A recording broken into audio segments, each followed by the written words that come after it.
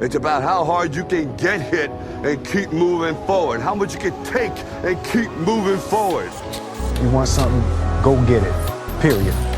You gotta keep moving, let's go. Don't quit until you got nothing left. This is where we have been, this is how we got here, this is who we are. Life moves pretty fast. You don't stop and look around once in a while, you could miss it.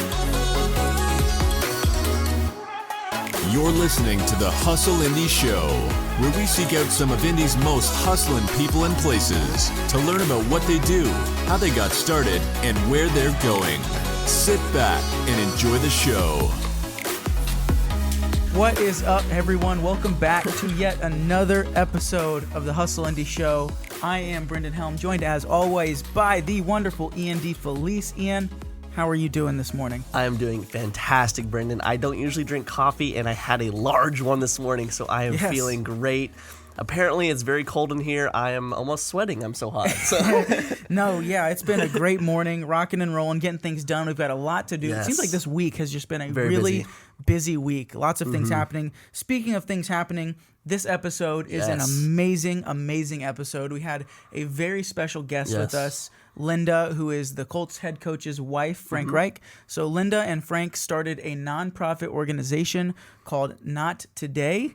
And they are just doing some spectacular stuff over there. Yeah. They're spreading awareness to some amazing causes, things that we are just, it's super cool to be able to sit and hear someone's passion. This episode, man, I was super encouraged by it. Yeah, no, I completely agree. I think the best part of this episode was her genuine interest and her genuine passion in this subject. So Not Today, just a quick preview before we jump in, is a foundation that was started by Frank and Linda Reich about basically just bringing awareness and bringing help to sexually abused children and children in need, more or less, and just her heart behind it and the willingness to do kind of whatever it takes to get it done is awesome to hear. So, I mean, I'm so excited to share this episode with you guys because it is one very well worth listening and watching. Definitely. And just such a blessing and super encouraged and super thankful that we were able to have this opportunity to sit down and share this. Share this message, share this topic that, again, we talk about it in the episode. It's not one that a lot of people try and dive into. It's a scary, delicate topic. And just to be able to have this space and this opportunity to share such an encouraging and important message to the world. Yeah, and right before we jump in, I do just want to let you guys know, the last two questions, our microphone went out, our audio kind of cut out, so we had to use audio from the camera. So the last 5 minutes or so may sound a little bit different than the rest of the episode. So just bear with us there, some technical difficulties. But without further ado, let's not keep the people waiting. Let's jump right in. All right, well, welcome back to another episode of the Hustle Indie Show. We are joined today by quite a special guest. We have someone that's got an awesome cause behind her, and we would just like to welcome Linda Reich, who is the president and the founder of the Not Today Foundation. So, Linda, welcome to the show. Welcome, Linda. Thanks so much, Brendan and Ian. Appreciate it. Oh, it's a pleasure to have you here. So, getting started, just tell us a little bit about what you do and kind of how you got involved doing what you are doing now. Okay, well, that's a loaded question. It is. How much time do you have? As much as you need. Well, when Frank and I came with the Colts, certainly we thought, okay, we have a really big platform and stage. What do we want to highlight philanthropically? I mean, all of our NFL life, we have been very philanthropic in a lot of different things. We believe that, we have an opportunity to contribute to society. We've done that in a lot of different ways. So we thought, okay, we need to kind of dedicate something that's going to really generate something on the big stage, now that we have the big stage platform. That's awesome. So after a lot of thought and prayer, and a lot of personal experiences, unfortunately. We lived 31 different places and traveled all over the NFL. Yes, we're roving pilgrims via the NFL, thank you. But we always looked at it like, this is a really cool opportunity. We get to live in all these fun cities and move all these different places. So that's been incredible, and it's been a lot of fun. But with that, when you live in a lot of different cities, everywhere we've been, we've always plugged in with 2 feet. We've always, whatever city that was, we would explore and unearth anything there was in the city. Because we have 3 children, all grown now, 3 adult children. 2 married, 1 to get married this summer. Oh, that's exciting. It is exciting. But we always said to the children, because it could be a positive or a negative thing for children moving all over the world, and we just said, okay, let's just get down and get excited, kind of what you do with Hustle Indie. You find out all the fun little places in a city, and you expose everybody to all the wonderful things that a city has. So that's what we would do. So I did a lot of volunteering and a lot of different counseling and things through the years. I'm a registered nurse, and I also have a master's in divinity. So I've done a lot of counseling through the years. But for better or for worse, I've found out that the issue of sexual abuse, exploitation, and trafficking of children happens way more than anybody likes to think or talk about. Wow. So, in a nutshell, that's kind of the catalyst of how we began, and we're not quite 2 years yet, but we're making a lot of great traction and headway. Yeah, that's awesome. I feel like especially last year, it was kind of covered up maybe because of everything else that was happening, but we saw a lot of cases in different cities across the states just, sexual trafficking was unearthed here and there, and it is everywhere, and I feel like it is an issue that maybe people just sometimes don't even want to admit is happening. So at what point did you feel like this was the road that you wanted to go down, and this was the passion that you wanted to direct your energy towards? Well, I think for me, all growing up, some of my closest friends from 3rd grade through high school, through college, after college, and then beyond, it seemed like I just had experiences with it. If experiences were just thrown into my face, unfortunately. With young gals that I knew, or young boys, it is almost just as bad for young boys today. And people don't like to think about that. But a lot of my younger friends all growing up had experiences with trauma-informed or sexual trauma abuse. And I have seen the shrapnel of that. Of people's lives, and it's something that it's not you get a little bit of treatment or a little bit of mental health care and it goes away. It's something that you carry, that baggage, through the rest of your life in some shape or form. So I just have always been passionate about it, and certainly Coach Frank, he's heard the stories that I've known all my life, and he's very well acquainted with the many experiences that I've had with women in my life, and the trauma and the issues that really were the repercussions of that. So that's kind of like the short, long answer. No, yeah. That's how, really got passionate about it.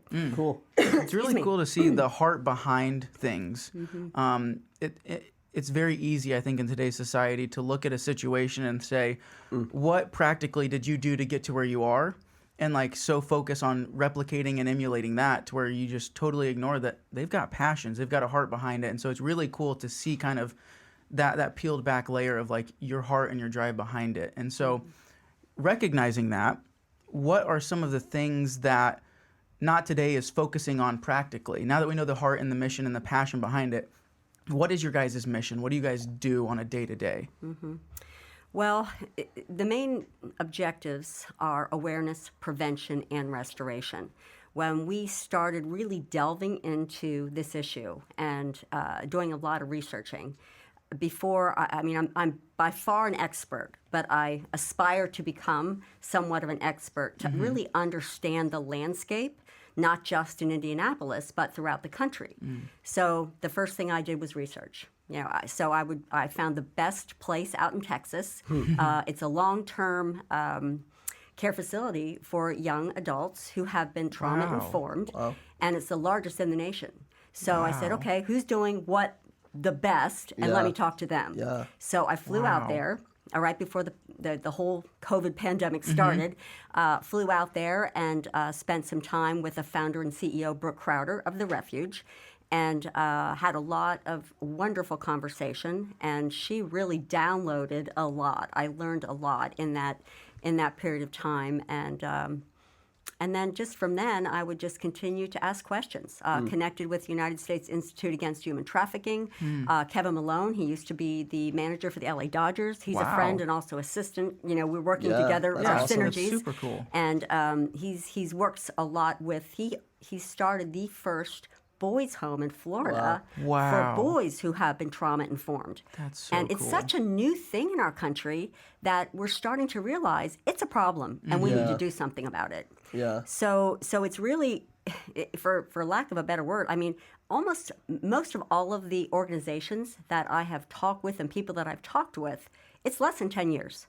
That organizations and the reality and the need for care facilities, whether it's a circle of care, like a day circle of care trauma area, or whether it's residential, just the need for that, because it doesn't go away, as I mentioned before. It takes a lifetime of therapy. Yeah, we actually had some previous guests had mentioned that really it's kind of the newer generation that has kind of ended the stigma of that mental health, and then the impacts that things like sexual abuse or even, family abuse, physical abuse, whatever it may be, the lasting impact that has. And I think maybe the fact that it's the reason that it's such a recent happening is because people are more and more willing to actually open up about it. And, in the past, people would have maybe never said, like, boys couldn't be sexually abused. That couldn't happen. And now people are maybe able to open up about it a little bit more, and it's becoming more accepted to be open about things like that. So in your experience doing all this, do you see that people are kind of more willing to have conversations about it and to address it kind of head on instead of kind of going around it? Or how do you see that in your experience? It's really been remarkable. Like, there are no words. Obviously, Eric is working with our communications now, but just from the very outset, when Frank and I started talking about this, one of the first things we did was we asked athletes, sports announcers, did you see our PSA? Yeah, you saw it? Well, we had a PSA, and NFL Films just did a feature film on I think Coach. I saw that. Yeah. Did you see that one too? Yeah. So there were two big ones that we did. It was the PSA that we had just a litany of celebrities, so to speak. Was that commercial played rather recently? Was that in this? Well, they were at all the Colts games. Okay, yes, I was going to say, Played I saw they multiple played that times. PSA at every Colts game. And then Cortland Bragg, who is a master storyteller for NFL Films and a dear friend for years, he said, I want to do a special feature on what you're doing. Awesome. So Rewind, one of the first things that we did when we saw the need in Indianapolis, we started vetting out organizations, talking to people in the city and saying, who is doing this really well in the city? And I know there are a number of places that are doing things really well, but we decided to link up with an organization called Ascent 121. And they do direct service. They're a direct service provider. Gotcha. And when I say direct, they do a full circle of care, just trauma-informed, social workers. There's such a litany of people who have to be involved in the restoration of these children. It's a pretty big deal. So that being the case, Frank and I said, what can we do to really jumpstart, not only Not Today, but show people in Indianapolis and throughout the country that we're serious about this. Right. I mean, we're serious. This is not something that's going to be the feather in our cap and it's going to be, okay, I'll put it in your resume and you look good. That's your little philanthropic thing that you allocate your time to.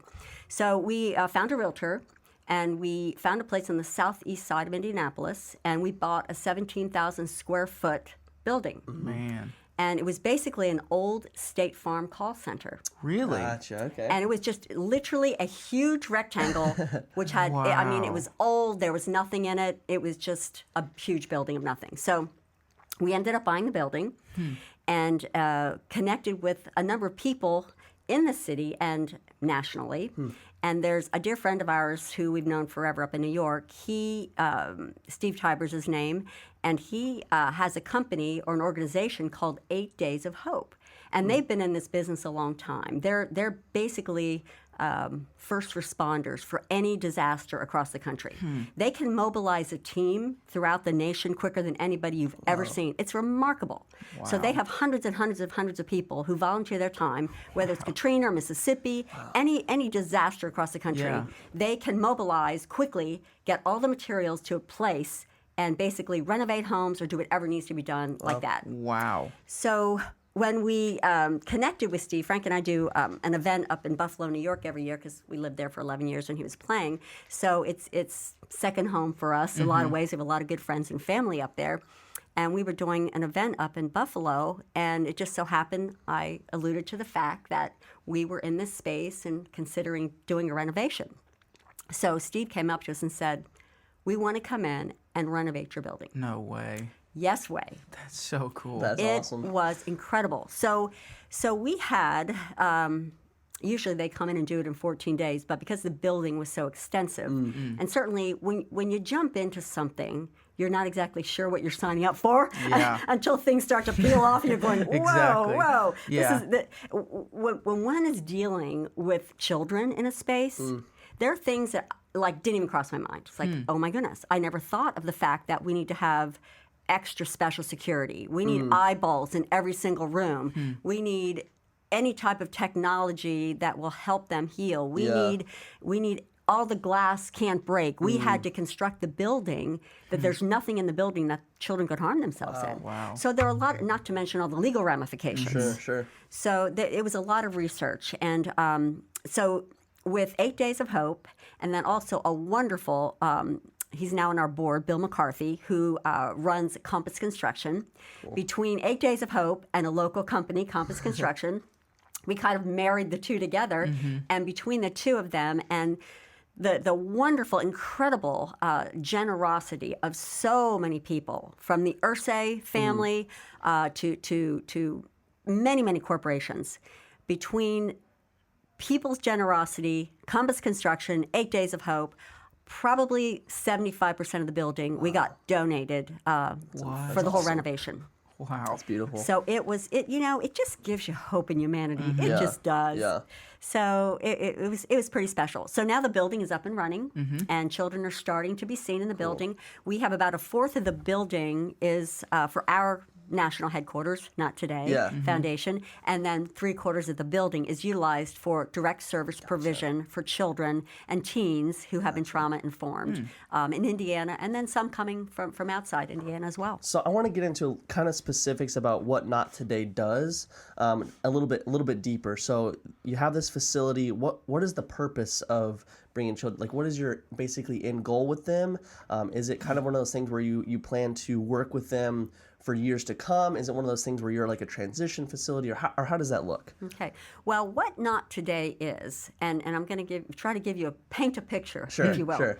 So when we started this throughout the country, talking to organizations, there's a lot of people who have wonderful hearts and are doing amazing things. But again, this space is so new that there's a lot of fragmentation, and the best practices in this whole industry is fluid at best. There really isn't a standard of care. There's no czar of human trafficking in our administration, and that's something we're hoping that we can connect with the next administration. Obviously, with our president Kamala Harris and our new president Biden, we're hoping that we can get some pieces of legislation set forth where we can potentially have the first czar of trafficking in our country, because it's such a new issue. Yeah. I don't know if it's as new as much as people just don't want to talk about it. It's been going on. Something that people are realizing now. But realizing for sure, that this is large scale. It's not something happening in Europe or Bangkok or Thailand. Yes, it is happening there, but it's happening here, just as pervasively. Yeah. And rapidly, it's elevating at numbers that are beyond belief. Most people in the United States would even believe what's happening to that extent. So we are not a service provider directly. Okay. What we see ourselves as, both locally and nationally, is almost like a United Way or a Susan G. Komen. So we're kind of the distributor of resources, of finances, like Ascent 121. We said, what do you need? We went to that organization. They said, if we just had space, we could service so many more children. So Frank and I said, okay, let's buy a building. We'll give them space. We'll renovate it. Tell us everything you need in that space, and give me your wish list. And everything they said on that wish list, we checked it off. You got it. You got it. You got it.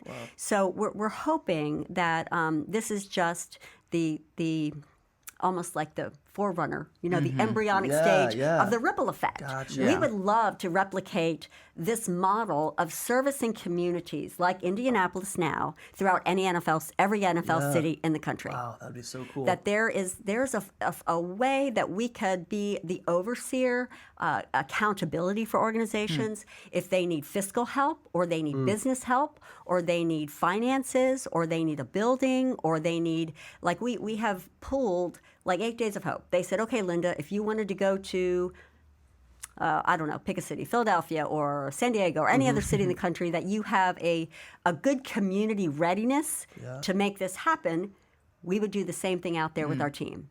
We have people who will help with computers. Do you need mentoring? We have mentoring teams.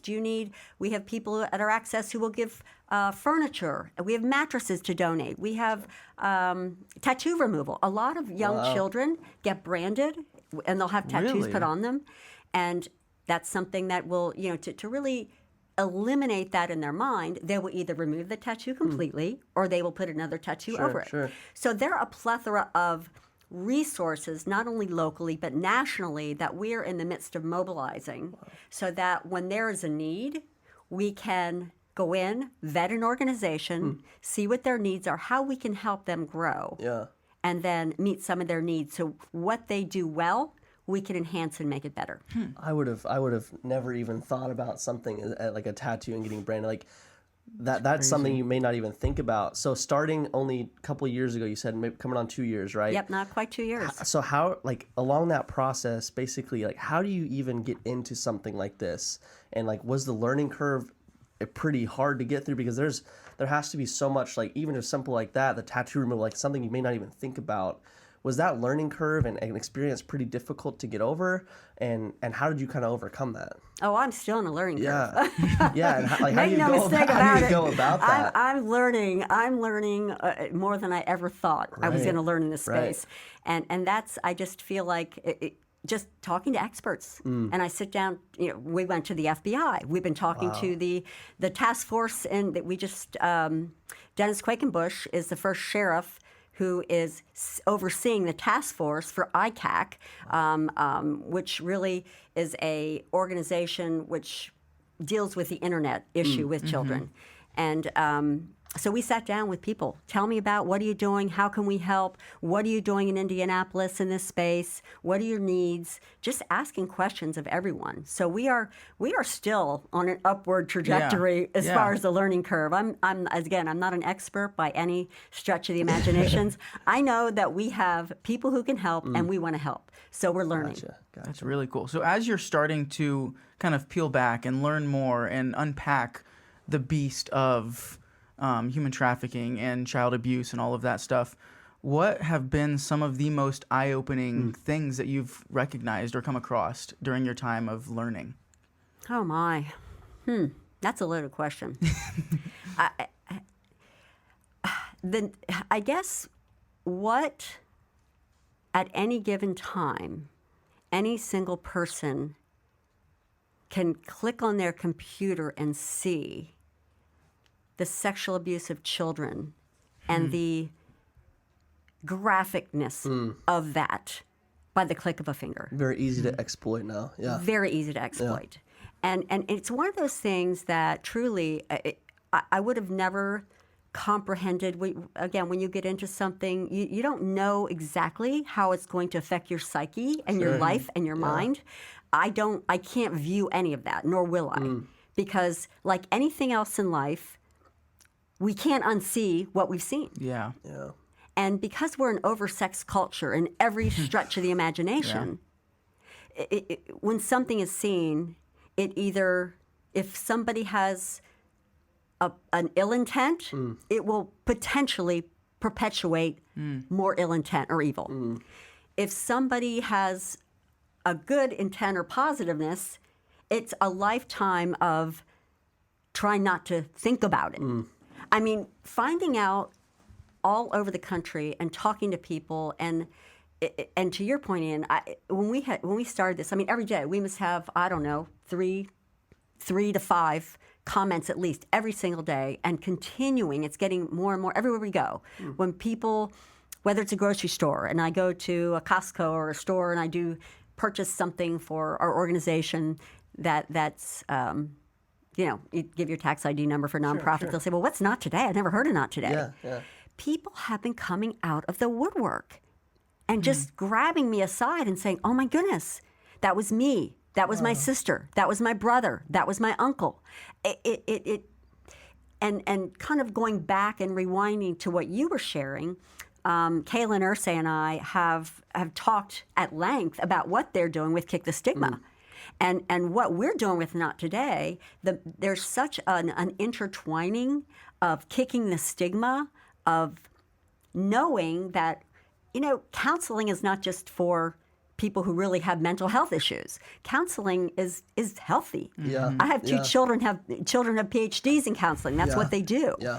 And they both see counselors. Not because it's not just for the mentally sick. It's for all of us. Yeah. It's good to have an outlet or a venue that is outside of a friend who's very subjective. Yeah. Somebody who can really listen from a perspective. And sometimes, it's just healthy not to divulge everything that's on your mind to somebody close to you. Let's face it. It's just not healthy. So between the Kick the Stigma campaign that the Ursay Foundation has jump-started, which we're so excited about for them and for the nation, because people are starting to realize that we're finite. We are fragile human beings, all of us, the whole lot of us. And we need each other, we need support, and especially the support of really well-trained individuals. Like my daughter and son-in-law, they both have their PhD in counseling. And I was asking my daughter kind of about the space and counseling, and she said, Linda, I would never counsel a trauma-informed child, even though I have my PhD in counseling, without special training and credentialing. She said, because it is such a fragile, volatile space for children that I would be too afraid that I would do detriment if I wasn't specially trained in this space.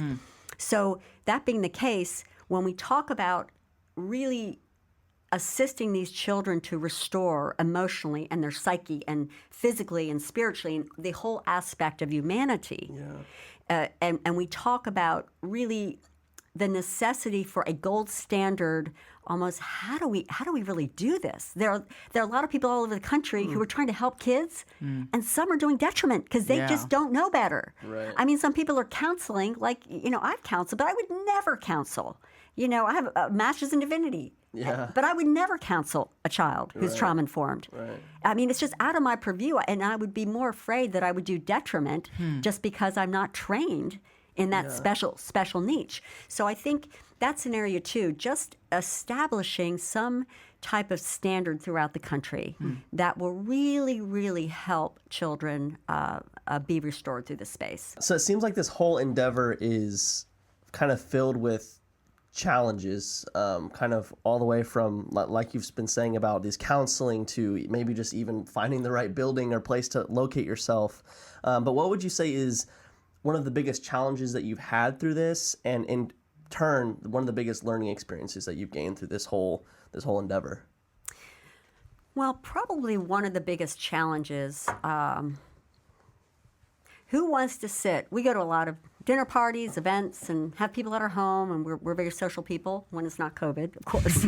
We're very COVID sensitive for obvious reasons. But who wants to sit at a dinner party or sit next to somebody and say, hey, how do you feel about children being sexually abused? How palatable is that? Very tough topic. No, it is a tough topic. So people try to ignore it, and they just, it's a frightening thing. People who have young children don't want to think about it, that it's actually happening. One of my personal experiences, as I said, we moved all over the place. And we had friends out in San Diego, and we were hanging out with friends of ours, and their young daughter was maybe 4.5, and she was a neighbor next door to play date. And she came back from the play date, and her mom was in the cooking, good friend of mine, and we were sitting there chatting. I was talking to her little daughter, and said, so what did you do at your play date today? Well, come to find out, the older brother was sexually abusing. Now, this was a multi-million-dollar home, 2 doctors next door. It's not the urban community, just the urban community. It's high society neighbors, and it's the urban community. It's the burbs, and it's the city.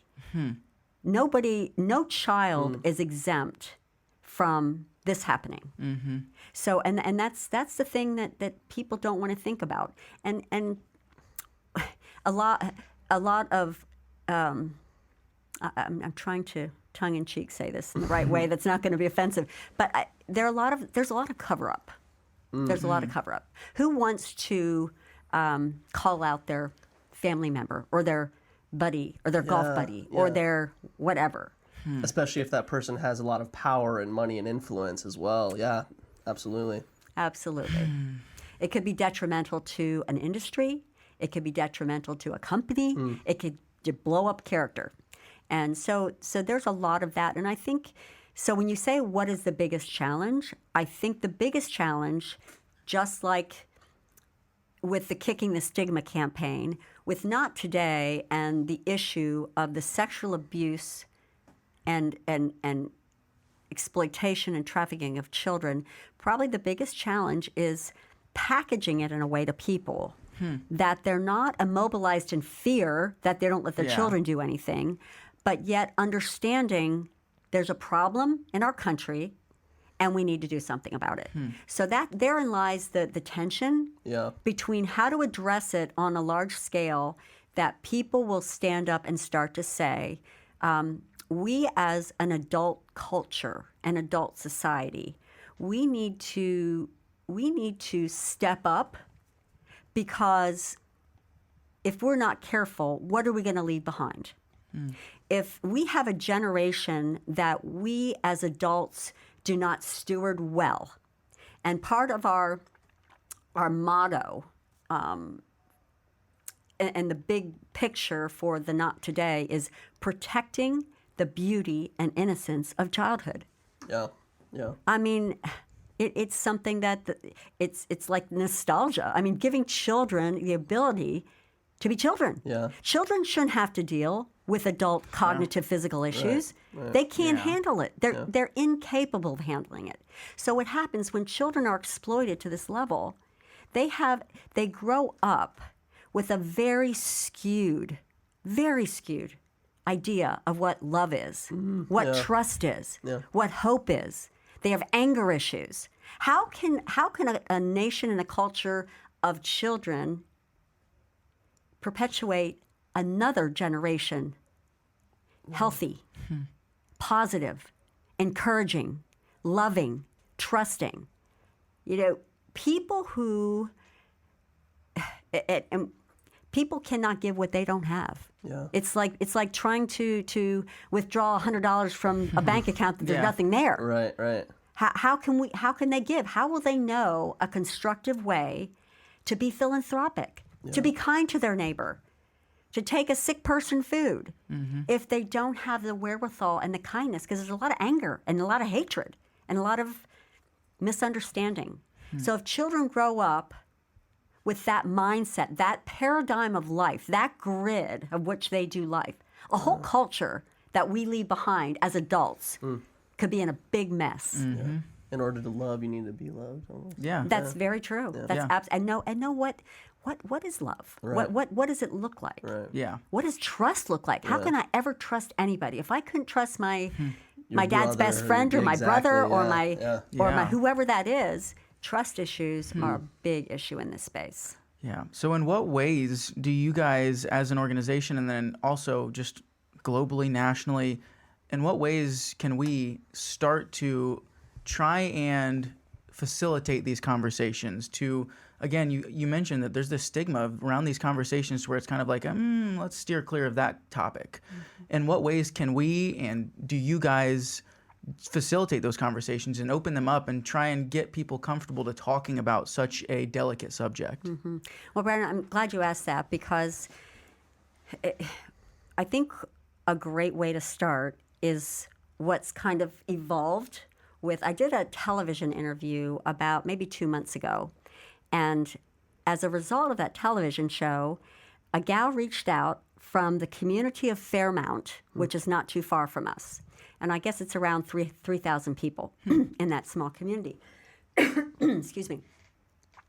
And she reached out, a mother did, and said, I just found out that my daughter of 23 has been being sexually abused from a young age all the way to 23, and she just told me. Wow. And it was somebody who was very prominent in their community and a family friend. Man. So needless to say, they contacted us at Not Today. They said, would you help us? And we said, okay. what would that look like? Like I said, we're green and we're learning. Mm-hmm. So with a lot of brainstorming, we have a wonderful team. My sister, Christy Wolf, used to be the president of the Chamber of Commerce of Fishers for years, and she's lived here before Frank and I got here with the Colts. So I recruited her, and she's our operations manager. She's my right hand. And then we have Eric Vergon, who does all of our communications. So with our small party of 3, we have just, things have been blowing up. Sure. So I digress. So they said, what can we do? So April 10th, we are having a Not Today, hashtag Chesney Strong, awareness campaign in their community from 10 to 2. Huh. We have pulled out all the stops. I mean, so what can people do? I think what it's going to take, it's going to take really grassroots effort, like Fairmount. It's going to take somebody like Chelsea Shonk and her mother, who, it's a courageous thing to stand up and tell people. Oh, yeah. It takes, when she told me her personal testimony, she hadn't told anybody else but her mother and her fiance. It's a lot of trust.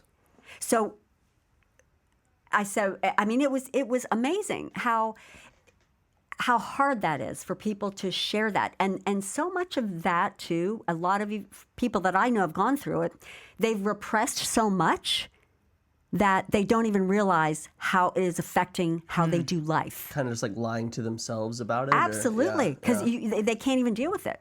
So my point is, with Chesney stepping up and saying, this is hard, it's been a really tough time, but I want to help the people who come behind me.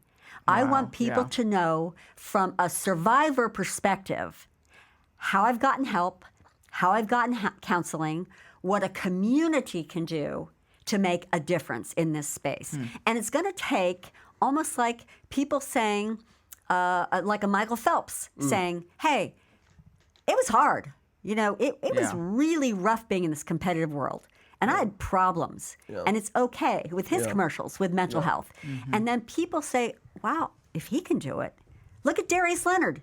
Darius, the same thing. He's been through it too. With people who are in high places, who can swallow their pride enough, can be vulnerable. Vulnerability is a tough thing, especially when shame has been the veneer that has been perpetuating their grid all through life.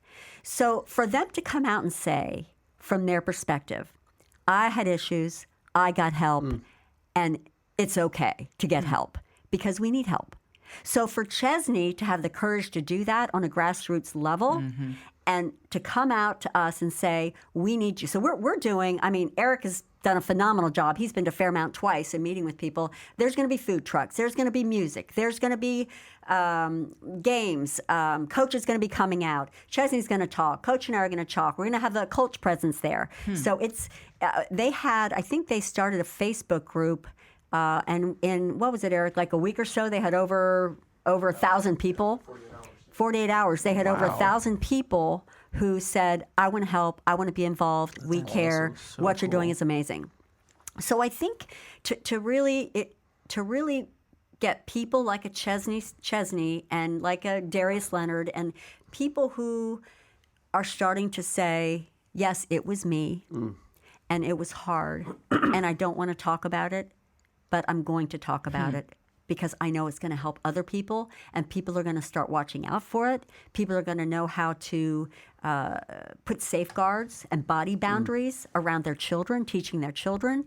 That's one of the things that we're doing as Not Today. We're putting together a child protection guide that's very palatable, that people can see red flags in their children, or like me, we were traveling all over the place. So every time I move my children, we've been moving in a new place, new school, new coaches, new friends. I mean, I was that mom. I was that mom.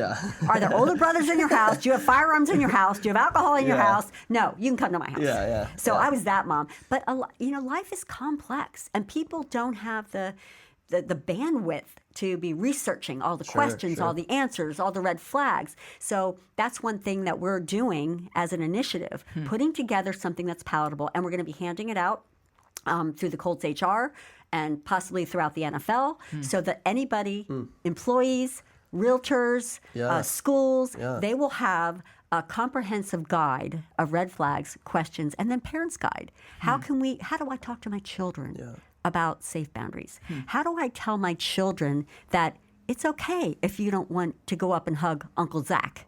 Yeah. It's okay to say no. Yeah.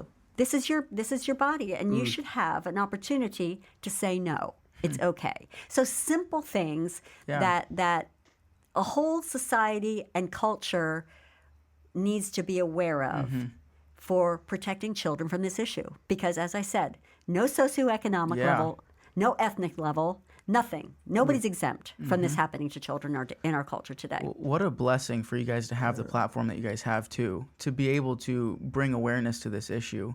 Because, man, I think it would be so difficult to get people to back such a difficult and fragile topic without a presence and a platform to be able to do that. So it's just really cool to see you all with your platform using it for such a beautiful, beautiful passion. Yeah, and you've mentioned it a couple times. You know, Darius Leonard. You mentioned the PSA, and working with the NFL. What does that look like with the NFL? Have you received a good amount of backing from them? Do you have any plans moving forward? And just like, is it like kind of a one-on-one level with these players that you get a chance to hear these stories, and just kind of how does that work? Like, are you able to actually like learn about them on a personal level and share their stories like that? Or for people that don't understand, like, how does it work working with such a big and powerful organization like the NFL? Well, it is a big and powerful organization. Yeah, absolutely. I mean, it has a massive outreach to people. It does have a massive outreach, and my hope and prayer someday, and this is my big vision because I'm a visionary. I would love to see, and maybe we can start in Indianapolis, but I would love to see a Child Protection Sunday, like Support Our Troops Sunday, like the Susan G. Komen Sunday, that the whole league gets behind a week and a Sunday that's all about how do we protect our children, how do we protect the beauty and innocence and the nostalgia of childhood again, and just really make it a thing. So people are understanding that the next generation and how we leave it, we need to think about it as this generation of adults to leave it better than when we left it. And if it needs to be redeemed or restored, then that's our job as adults. Shame on us. Yeah. Shame on us if we don't do something as a culture of adults to protect our children from this atrocity. Because it is. It's an atrocity. And children, they're so trusting and so vulnerable. I guess I'm trying not to get mad, but there's this righteous indignation that stirs up in my soul. I can't even conceive of somebody taking advantage of an innocent child. It's just horrifying to my spirit. So I guess my passion, it's, and when you say that, Brendan, as far as for Frank and I, it's a blessing and a privilege, but I think we can do no other. When we have an opportunity to make our world better, whether it's a social justice issue, whether child protection issue, whatever that is, we need to step up. And this is a charge. This is a charge for our entire nation. The adults in our culture today, this is the charge for every adult listening to this podcast today with you all for Hustle Indy to say, okay, how can I step up? How can I preserve the next generation? And how can I make it better now? And it's up to us. Yeah. Do you guys, is it a balancing of like kind of restoration and prevention that you guys are seeing going on? Do you focus more on prevention or more on restoration, or is it 50-50? Yeah. Well, that's a good question. Well, right now, last year it was completely awareness of who we are, not today. And it was that building. The building took a full year just to get that building up. So that was complete, restoration. And that was offering a space for a service provider so they can do what they do well, serving and restoring these children's hearts and minds and bodies. But it's awareness, prevention, and restoration. So there are different stages. As far as the restoration piece, again, we are not a service provider. That's not what we do. We assist service providers in different areas, but we're really focusing on, because we have the platform, we're focusing on awareness, getting this out, so we can tell a whole society in our nation, this is an issue. Let's all see what we can do together.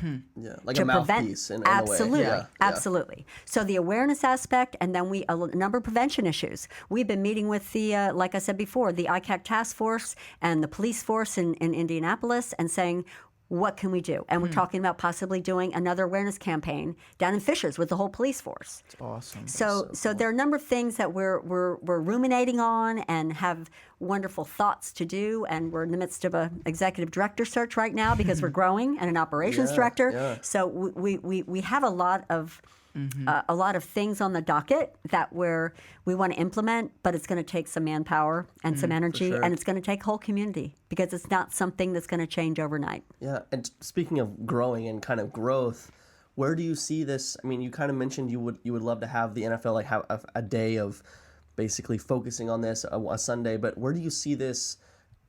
Ideally, everything works out great, and growing forward, how big do you want this to be? What are your goals in the next 2 to 5 years or so? Well, the next 2 to 5 years, as mentioned, I would really love this to evolve into a space where communities and cities are starting to raise up and have more discussion around this. I would like to see national legislation happens, working with a couple of legislative pieces with the Institute Against Human Trafficking, how we can change some things nationally. Certainly community by community. Like anything else, it's step by step, and it's person by person. Yeah. And I think the more people understand the gravity and the pervasiveness of this in our country, and the effects of it in the lives and minds of children down the road, the more people will say, how can I help? And that's been such an amazing encouragement for us at Not Today. We get comments all the time, I want to help. This is awesome. What can I do? How can I be part of it? And then so many wonderful donations have been coming in left and right. And that will enable us to do more of what we do well. So yeah, I think that's probably the answer to the question. And I think that just to get national awareness, putting prevention stopgaps in place. I'm talking to an organization out of Pittsburgh, Marinus, and they have some amazing AI technology that they're doing. So technology is getting better for phones. So families can put things in their phones for children, and they can really track algorithms. Yeah. Many of the algorithms that are going through these different phones and computer systems, they can see, okay, that there's so many hits going to there, so they're grooming that person at that number. Wow. So it's a whole grooming. Wow. It's very very sophisticated. Yeah, it's a very sophisticated ring of this whole grooming predator thing with young children today. Wow. And getting into them on the phones, and when you send me a picture and blah blah blah, one thing leads to the next, and you know the rest of the story. So for someone that's listening who maybe does not have much experience with this topic specifically, but wants to have a hand in making things happen, what one piece of advice would you share to someone that they can do to help get involved, whether it's with Not Today, but more specifically the topic at hand? What can they do? What one piece of advice do you have for someone that wants to make change happen? Well, that's a good question. There are a number of things. I don't know that there's one piece, but I think that there are a number of things. First and foremost, get involved in your community. Take a look around in your community and see who's doing things in this space, and say, how can I help? What can I do for this? Or there are a few organizations that are doing things really well in the city of Indianapolis. Tell me how I can help. Can I volunteer? Ascent 121 has a lovely prayer journey that people can go. They can go and see how these children have been trafficked through all the spaces throughout Indianapolis, from the juvenile detention centers to DCS to foster homes to hotels, and just to see experientially just what that looks like. And then there are a lot of volunteer opportunities that are going to be coming up. Just another thing that we're doing, and for the April 10th up in Fairmount. If you want to come and volunteer, we need people to come, to set up, see what we're doing, hear what we're doing, get involved, go to different organizations and volunteer your time and your space. And lastly, obviously a lot of organizations need a lot of financial support. So if you have the financial wherewithal, donate to an organization in your community. That's really cool. And then more specifically with Not Today, what can people do to get involved with you guys and what you guys are doing to help support you? Again, you mentioned volunteering at your events. How can people get in contact with you guys to get something in the works? Well, they can go to nottoday.org. Our building is 147 Washington Point Drive, and it's on the east side. And our headquarters are there, and Ascent 121 is there as well, servicing children. But send us a comment. Tell us how we can grow. If you have any ideas about what we can do in the community, we're all about high tides rises all the boats, as you know. And we're about supporting, encouraging, uplifting everybody in the community so we can all work together to make a difference and make an impact. It's really cool. Well, I think that wraps it up. It does. Thank you so much for your time. Thank you. It's been a pleasure learning about all the stuff that you guys are doing. Just hopefully that we can, if anything, bring awareness and continue to help grow and spread what you guys are passionate about. So thank you for your time. Really appreciate you coming on and sharing your story. And thank you guys for listening. Hope you tune in next week for another episode of the Hustle Indie Show. Thanks for having me.